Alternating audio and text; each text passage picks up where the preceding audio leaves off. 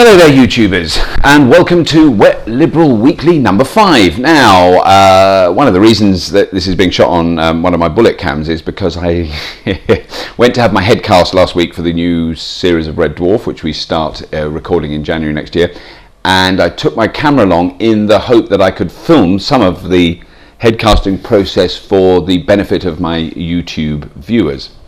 That was not to be the case, and here's how I felt. Slightly deflated, but no, it was. I've got this one picture. That's the one. That picture of me after I'd done it, because they're filming it for the making of the DVD of the making of the whole doobie-doo. The guys that did it were really good, and it's much quicker than it used to be. As always, the technology has moved on in the last 10 years. So the alginate, you might, if you've ever had your teeth molded. When you bite on that weird gungy sort of minty stuff and that makes the mold of your teeth. That's the same stuff, only big time, over your whole face. So I was a little bit, I found it a little bit trying to do, but it's fine. It's all done and it all worked and it's lovely. And so I've got a new cast of my head.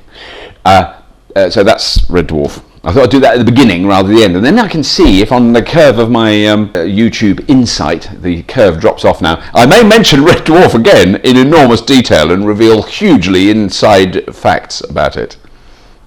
Or not. So what I wanted to talk about this week it is interesting, it's misogyny. I wanted to talk about misogyny, which is the irrational male hatred of women. Because I've had some misogynistic feelings, and I think because as a wet liberal, it's a sort of subject that I should deal with.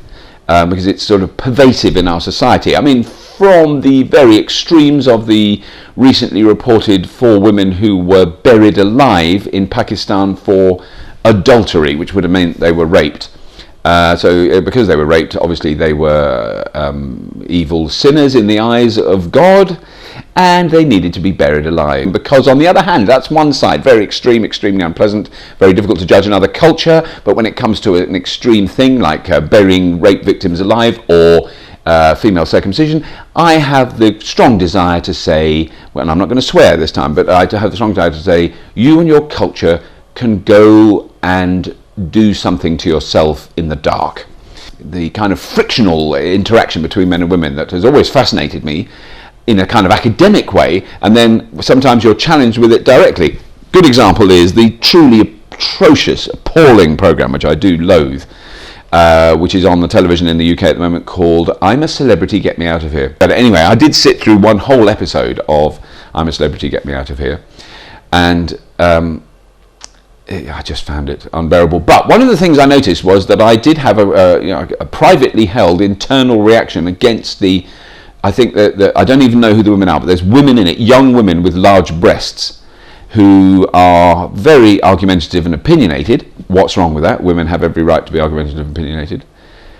And annoyed the bejesus out of me. And there is an incredibly unpleasant man on it, who I can't remember his name, but he used to be in, I believe, Bucks Fizz, who are a truly legendary, groundbreaking 4-piece singing group from the 1970s.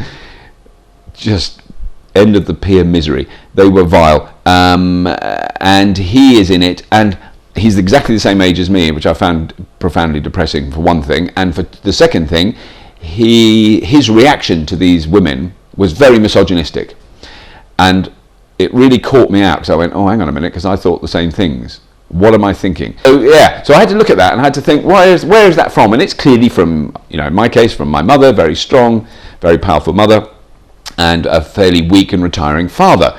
I don't mean weak, like physically weak. My father was an RAF pilot and a very strong and brave man, but within the context of the family, powerless. And has that affected me as an adult? What do you think?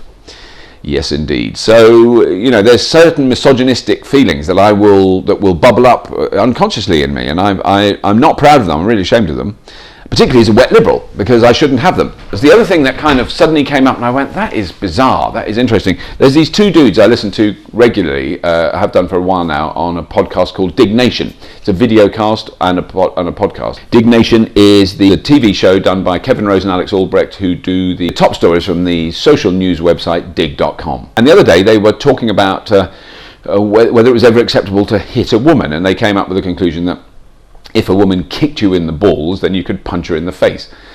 Which, you know, and you're listening to this and you're going, well, I suppose one could have a debate along those lines. But then, strangely enough, Kevin Rose, completely out of the blue and unprovoked, said, I think if a woman kicked me in the balls, I'd feel it was within my right to cut her nipples off with a pair of scissors. There was a silence after he said it, and to give him his due, Alex Albrecht, his co-presenter on the show, freaked out. He just thought that was, like way out of line, and immediately Kevin Rose apologised. But it apparently has caused a bit of a frisson. So my comment on that is, I think it's rather revealing of the underlying feelings that Mr. Rose may or may not have, allegedly.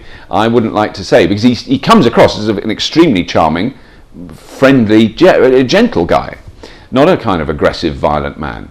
And this is the concern I have regarding my own feelings sometimes when I see those vile women on I'm a Celebrity. Then I wonder, do some of the things I say reveal a hidden misogyny?